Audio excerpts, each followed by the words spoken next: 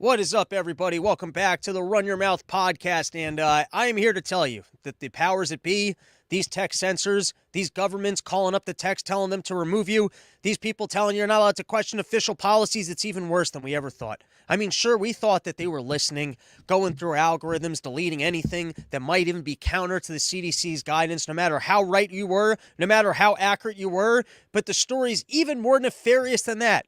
Apparently, they can read your mind. And they can find out when even bums like me are going to quit their platform, because I had it. I had gotten 2 strikes. I got one on both channels, and it was seeming to me like what they did was they could kind of tell when you started to get a little bit of traction.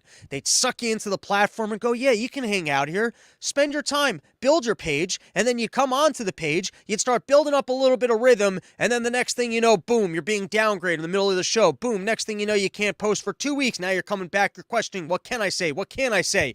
And let me tell you, the way that they censor you, it's very nefarious, but I actually had a victory. I had a victory against YouTube. Something I never thought would happen in my lifetime. I filed an appeal, and they actually did, well, they apologized. They just go, hey, sometimes we mess things up, but they won't give you the specifics. And by the way, I'm here to tell you, I don't even know if this video is going to last. I mean, there should be transparency. You should be allowed to explain your frustrations with the platform as to why they aren't giving you the information you need to make sure that you can make a broadcast that is acceptable to YouTube audiences, because I'm here. I'm just trying to be a good participant. I understand that there's a wide YouTube community, and I don't want to venture into the world. I don't want to meet actual people. I don't want to read news. I don't want to question our overlords. I just want to be a part of this fantastic community of YouTube participants. People shouldn't be able to find different forms of content. We should have one cohesive community of people that love what the tech overlords want us to know, and I want to be a part of that community. Because I know we're going to have digital currencies in the future. I'm going to be able to be turned off from my money if I quit. So I don't want to be questioning the authorities. I want a program that can give me better information about what specifically the take of the authorities is and give me a little bit of logical perspective on it. So then therefore I can just be a better participant in an online community of people that I don't see or interact with. That's what I'm looking for in my lifetime. And so when I get these YouTube strikes, I get a little bit of panic. I'm like, oh my God, I don't know how to participate on this online platform. I don't know how to be a part of this community. And so I just email them and I go, listen, I want to be a good participant. Can you let me know what specifically I did wrong? Because what they do is they link you your whole content. They link your whole thing and they say something you did might have violated our policy. You're not allowed to question the official guidance from the WHO, which would mean that you would have to be an expert in everything that the WHO has ever said. You would have to know that everything the WHO ever said to make sure that you weren't even saying something that might be questioning what they said. Never mind that, like, you're not making accurate statements that you think what they're saying is false. You're going, hey, I want to participate in this community. I'm confused by what was said. Here is my question. Or here's something that seems to be the policy. You're not even saying that is the formal policy. Here's why I'm confused by how that would help my health. Even that's not allowed. You're not even allowed to question the policies. And then amidst all that, they just link you your entire show and go, we think something you did was against the guidelines. So usually I just write back, can you tell me specifically what was against the guidelines? You know what they do? They yank you right down. That's what they do. They just yank you right down and they go, no. In this case, I told them, hey, I don't know what I could have said that was against your guidelines. Would you mind giving me a little bit more feedback? And then I also said the only thing I said about COVID was in relation to this Wall Street Journal article. So I'm not sure that that would have been an issue. And then they said, oh, we actually made a mistake and you can be back on. But at no point in time do they tell you what their mistake was. At no point in time do they actually tell you what piece of information specifically said that they are taking issue with, which is their way of just, and by the way, on this strike, I guess I could have just not appealed and then I'd sat with the strike. So guys, here's what's going to be going on moving forward. I know the majority of people, you just listen to this podcast and you're like, can you quit telling me about the YouTube? I don't care. I just download it. And for all the people that are reliable downloaders of the podcast, I salute you. You can get the video version on Spotify and you can get the audio version from the place that you've always got it for all of history. I mean, not all of history, for the 5 years that I've been doing this. For YouTube consumers, we're not going to be doing full shows here anymore because there's just no point. I want to, I guess, be able to keep the channel for when I film the occasional sketch or for when I'm putting out the occasional piece of stand-up. And so I will be making these broadcasts essentially just to let people know that we're doing broadcasts, and then we're going to be coming off the stream pretty quickly so that hopefully we don't get more strikes. So we're going to try and use YouTube to our advantage just to advertise that other channels exist. And I don't know what the permanent home will be for this program. I would like to be on Odyssey and Rumble. At the moment, the only way to effectively be there is to be on YouTube where the programming gets mirrored. I have to figure out how to, I guess, more efficiently be able to load my stuff onto those without having to do the post-production of putting everything in and labeling it.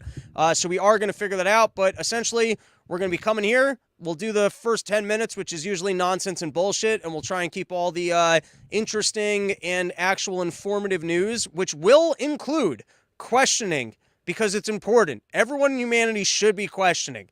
It's not like government's never, even if you were the biggest supporter of government and the biggest lover of everything that government's ever done, I'm sure there's some mistake that they've made along the way, and I'm sure that there's opinions that they've had to clarify. I'm sure that there are motions that they were moving forward that were able to be improved. It's not like no one in the free market has ever said, hey, this doesn't make sense to me, and then in some way forced a better solution to a problem.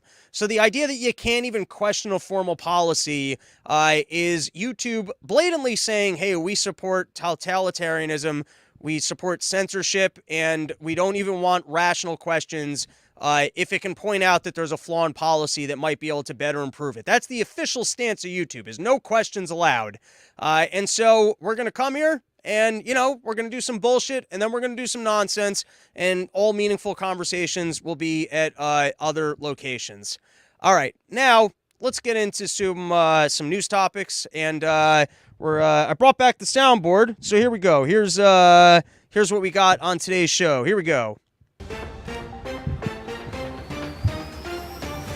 mRNAs are being transferred from nursing mothers' breast milk to infants. Our experts explain how these mRNAs are affecting tit milk flavor. Scientists explore if you can get back the time you spend scrolling through someone's profile deciding if they're hot. Our chef explains the best snacks to forget about how unproductive your workday was. We explore the secret battle between student loan debts and the Ukraine war to see what can be more of a waste of our money. And then lastly, why 1,000% of all Ukrainian voters would rather be a part of Russia. So there you go. We got a fun-filled show coming for you guys. Got a lot of big news topics. So let's get into the first one of the day. So we've got a sham referendum on joining Russia ended as pressure mounts on Moscow. So there have been reports of Russian soldiers.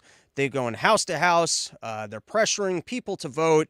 Unlike our honest elections here, where we just like to send volunteers into old age homes. You mind if I just take your hand and sign this document? Or where we send papers to criminals and we go, no, DeSantis doesn't care. Go ahead, vote. It's fun. You're going to feel better if you vote.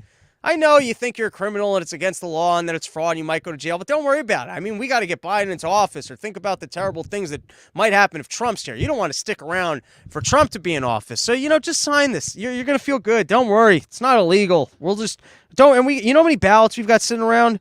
I mean, we got immigrants filling out ballots for days. Don't worry about it. Just fill this thing out. You'll feel good. Now, we got out in the Ukraine. We're finding out just how much money is being spent over there. This is from Zero Hedge. Apparently, let's read the first paragraph. Zelensky reveals how much U.S. taxpayers give Ukraine monthly. Ukraine's President Vladimir Zelensky boasted in a CBS Face the Nation interview, which aired Sunday, that Washington is providing him with a whopping $1.5 billion per month for state coffers as the country piles up a large wartime deficit. And, Israel's sitting around going, why is this Jew getting all of our money? What is going on here? That's supposed to be like, and by the way, this whole war effort is starting to make zero sense. The idea is supposed to be that you get the other country into a war so that they bleed themselves dry. But then if you just support the other people, then we bleed ourselves dry. We're starting a war that we're not fighting, that we're also spending all of our money on. It's almost looking like this is why Biden had to leave Afghanistan so fast, was he was like, I got to go ruin another country. I mean, we've been ruining this country for 24 years. There's a perfectly good country over Ukraine. I need some money so that I can go destroy another country. Afghanistan's done. It's already fully ruined. Let's move on. Let's mess up some more places. And then on that note, this is from the Wall Street Journal. This is a staggering figure. We haven't even gotten into winter yet. We haven't seen the full scale of all these energy problems that's hitting Earth.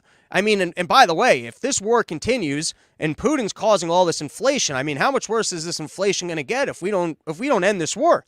I mean, that's what Biden's been telling us. The inflation has nothing to do with the money spending, but it's got everything to do with Putin's war and Putin's decision. So if Putin doesn't end this war soon, I mean, how much more is this inflation going to cost us? This is a staggering figure. War to cost global economy $2.8 trillion. So for, even if you're just evil and you're just like, I don't care about Ukrainian lives, I don't care about Russian lives, I don't care about the war costs, we're all losing here. Who's benefiting from this thing?